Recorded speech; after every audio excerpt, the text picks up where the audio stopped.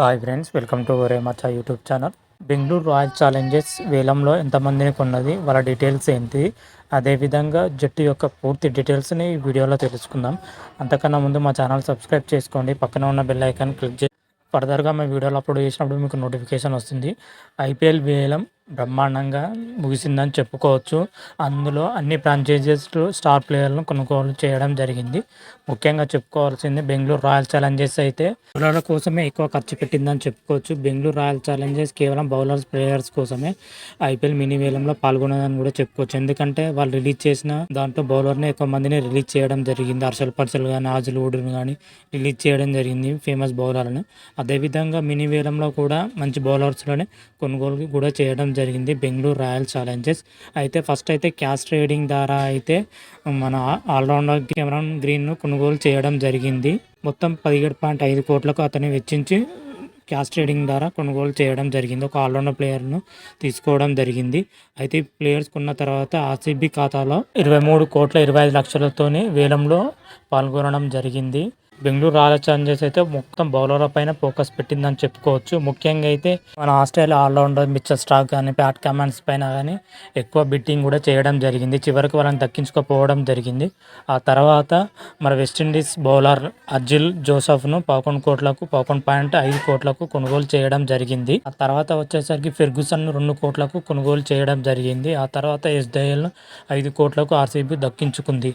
అయితే allrounder quota కింద Tom కరన్ను 1.5 కోట్లకు కొనుగోలు చేయడం జరిగింది. సిప్లీ సింగ్ను 20 లక్షలకు సొంతం చేసుకోవడం జరిగింది. బ్యాటింగ్ విషయానికి వచ్చినట్లయితే సౌరవ్ చౌహాన్ను 20 లక్షలకు కొనుగోలు చేయడం జరిగింది.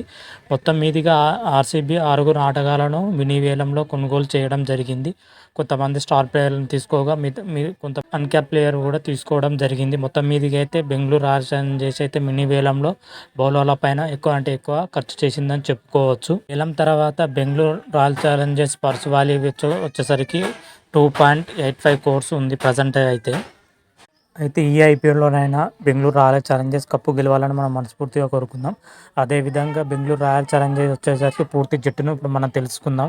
కెప్టెన్గా వచ్చేసేసి ఫ్యాబ్ డ్యూప్లెసిస్ ఉన్నాడు. ఆ తర్వాత Virat Kohli, Glenn Maxwell, Rajat Patidar, Anuj Rawat, Dinesh Karthik, Saurav Chauhan, Mahipal Lomror, Manoj Bhandage, Mayank Dagar, Suyash Prabhudessai, Will Jacks, Cameron Green, Tom Curran, సిప్లీ Singh, Mohammed Siraj, Rajan Kumar, Reece Topley, Vyshak, Vijay Kumar, Akash Deep, Manish Sharma, Karan Sharma, Alzarri Joseph, యాదుల్ రషీద్, లక్ ఫెర్గుసన్తో కూడిన Bengaluru Royal Challengers full squad ఈ విధంగా ఉంది. ఈ స్క్వాడ్తో వచ్చే ఐపీఎల్ తప్పకుండా బెంగళూరు రాయల్ ఛాలెంజర్స్ అయితే కప్ అయితే గెలవాలి.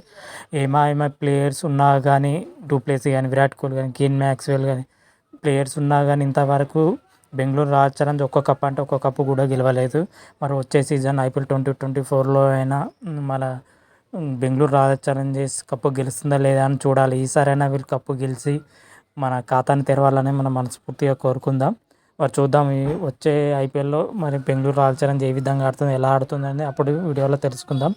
అంతవరకు మీకు ఈ వీడియో కానీ నచ్చినట్టయితే లైక్ చేయండి, షేర్ చేయండి. మరిన్ని వీడియోల కోసం మా ఛానల్ సబ్స్క్రైబ్ చేసుకోండి, పక్కన ఉన్న బెల్ ఐకాన్ కూడా క్లిక్ చేసి పెట్టుకోండి. ఫర్దర్గా మేము వీడియోలు అప్లోడ్ చేసినప్పుడు మీకు నోటిఫికేషన్ వస్తుంది. హర హర మహాదేవ్, శంభో శంకర. Thank you.